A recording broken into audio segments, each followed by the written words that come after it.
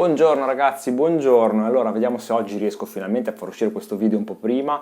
Mi piace tenervi compagnia anche quando ci sono questi weekend di gare. Questo weekend eravamo in Indonesia, ci siamo ritrovati a vedere un Pecco Bagnaia che doveva recuperare tanti punti, ne ha recuperati in realtà soltanto 3 e da come erano partite le cose il venerdì, sinceramente le speranze che sarebbe riuscito a recuperare dei punti, lo ha dichiarato lui stesso, erano veramente basse.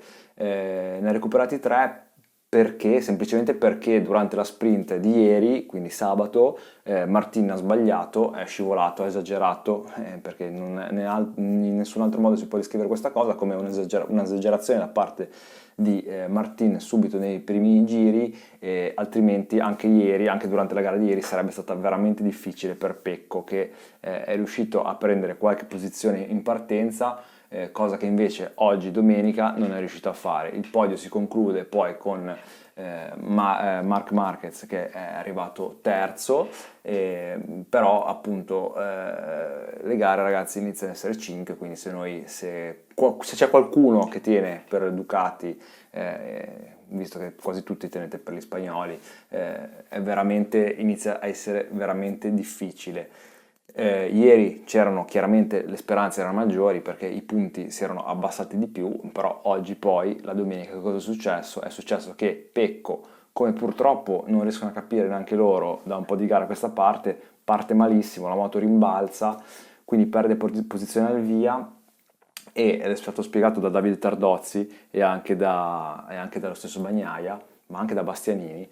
Se non riescono subito a portare in temperatura le gomme, perché loro sono partiti tra l'altro con le medie, cosa che ha fatto anche Martin, ma Martin è partito prima ed è andato via, quindi ha subito impresso il suo ritmo, è riuscito a fare le frenate che voleva che cosa succede? Che la gomma va subito in temperatura e invece ci ha messo molti più giri sia Bastianini che Bagnaia. Infatti potremmo definire quasi una gara fotocopia fra i due, perché se sono partiti lenti poi da un terzo di gara hanno iniziato a martellare dei buoni tempi, però in una pista con delle varianti molto veloci tu magari fai un sorpasso e poi ha tutto il tempo quello dietro per riprenderti, e così infatti è successo per un po', se la sono un po' menata e il tempo che hanno perso poi non ha permesso più di rivenire su troppo.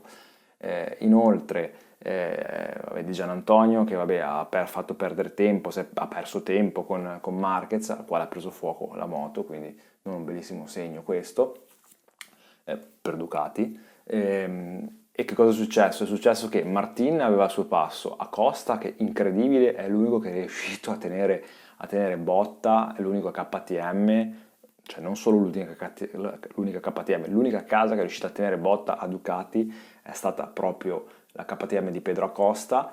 Morbidelli quarto che con la gomma morbida appunto è riuscito comunque a portarla al quarto posto. Martin che ha dichiarato che ha avuto per tutta la gara paura di sbagliare, come è successo l'anno scorso e come è successo anche ieri, quindi diciamo una situazione particolare. Non mi piace, continua a non piacermi il gesto che fa Martino ogni volta che vince, cioè spaccare il cupolino, mancanza di rispetto per conto mio per la moto, il tuo team e i meccanici. Non si fa, si devono dare i bacini alle moto, non rompere i cupolini. Non mi piace per niente questa cosa. Non vi piace a voi, cioè voi se la pensate diversamente a me, fatemelo sapere, a me non interessa, io dico quello che penso. Bezzecchi e morbido, dunque un po' tutti dichiarano che superare Bezzecchi è più difficile perché la GP23 ha più grip e quindi era più difficile. Anche Bagnaia, una gara ragazzi anonima, proprio veramente anonima la gara di Bagnaia, che ha salvato capre e cavoli arrivando terzo, meno male che non si è steso per lui. Bisognerà vedere se nelle prossime gare contro un Martin così riuscirà a trovare qualcosa, a tirare fuori il coniglio dal cilindro, perché i punti sono sempre poi alla fine più o meno quelli, ma è questo il punto, che sono sempre più o meno quelli, quindi non è che stanno diminuendo, non è che ne ha 5, credo che sia già da un bel po', la mia memoria è corta, non mi ricordo neanche più da quando è che Pecco non è più in prima posizione, quindi inizio a vederla abbastanza male.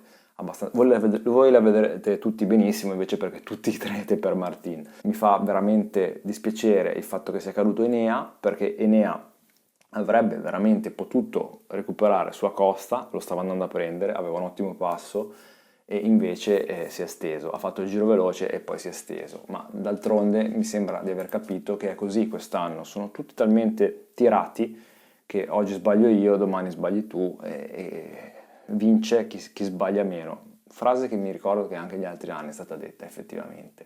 Però ragazzi, siamo veramente quasi agli sgoccioli. Agli sgoccioli ragazzi, breve panoramica perché non si può non commentare dopo che sono stato a Cremona, un pochino anche di Superbike, Iannone, splendida vittoria, 8 anni giusto che non vinceva, incredibile vittoria di ieri, un po' la consacrazione, lui è chiamata la vittoria della vita, ed è vero, probabilmente per lui si è visto veramente commosso, mi ha fatto piacere vederlo così commosso. Oggi invece la giornata di Bautista. Bautista, c'ho ancora le immagini, perché ovviamente è più recente la gara della Superbike. Bautista, grandissima vittoria di autorevolezza, giri veloci su giri veloci, l'ultimo ha fatto all'ultimo giro, penultimo giro. Anche Bulega, sfortunato ieri in gara 1, questa mattina gran battaglia vinta da Bautista, Toprak che è rimasto lì, è rimasto lì, è rimasto lì fino a quando alla fine era probabilmente sfibrato o anche probabilmente, dico io, stanco e dolorante, visto che è la prima gara, il primo weekend di gara che fa dopo il brutto botto. Rimbalziamo da una parte all'altra, guardiamo un attimo la classifica MotoGP, appunto Martin 366 punti, 345 Bagnaia, Bastianini 291 che direi che inizia a qualche punticino su Marquez, però la sua lotta ragazzi ormai può essere diciamo per il terzo posto nel mondiale perché Bagnaia e Martin, cioè Martin soprattutto inizia a essere a un livello che è veramente veramente difficile, difficile. 21 punti non so se riuscirà. Di Gian Antonio andava forte, si è steso. Non voglio più parlare di Bastianini, non voglio più parlare di Espargarò, Vignales, delle dichiarazioni bruttissime di Espargarò, che io mi chiedo, ma come fai a dichiarare le cose che hai dichiarato l'altro giorno, anche se te ne vai?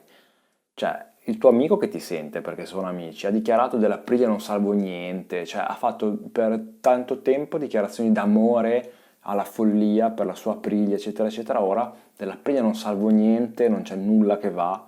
Oggi di nuovo ha corretto il tiro, ma io non lo so, però mi sembrava che l'Aprilia andasse.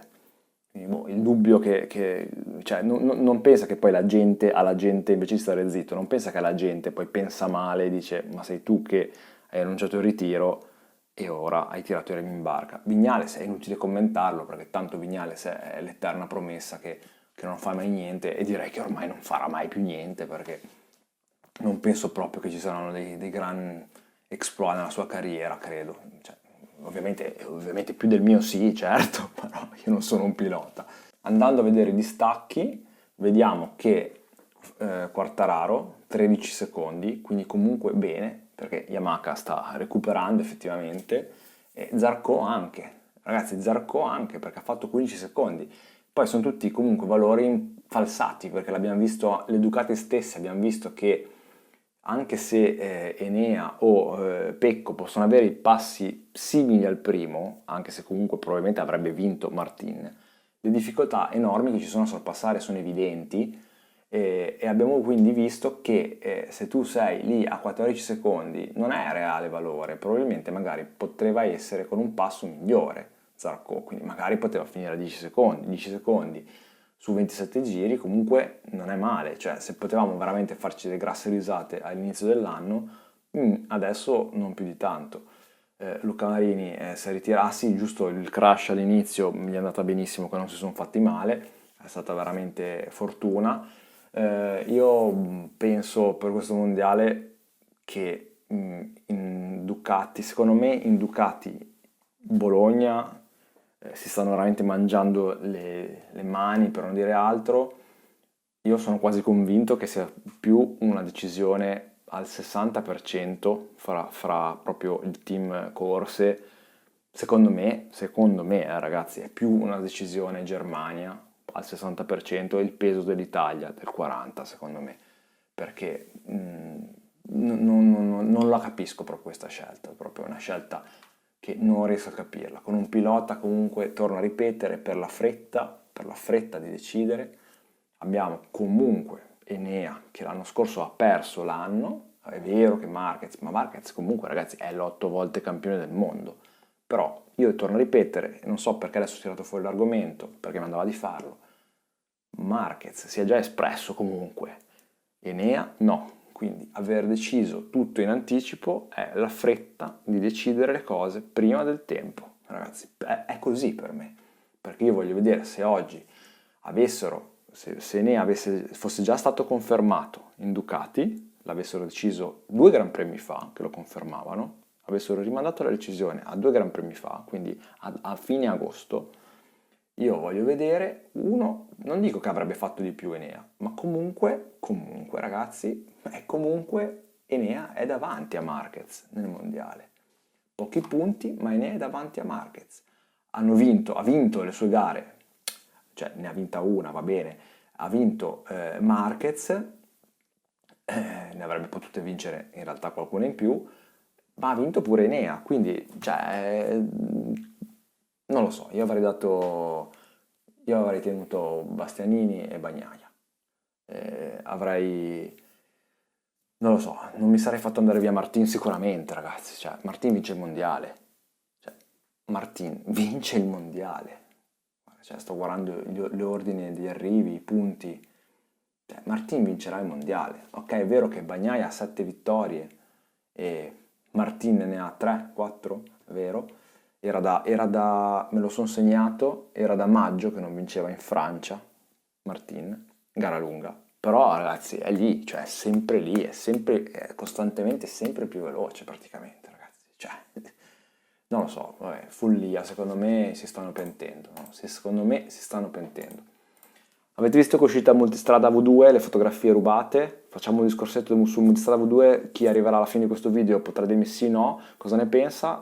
Faccio un piccolo video del Multistrada V2, le volete vedere le foto del Multistrada rubate? Se non l'avete già viste ve le faccio vedere io, fatemi sapere con un sì, con un like, qualcosa. Ciao ragazzi, a presto, alla prossima, ci si vede settimana prossima perché c'è il Giappone. Da oggi è tutto, iscrivetevi al canale, ciao!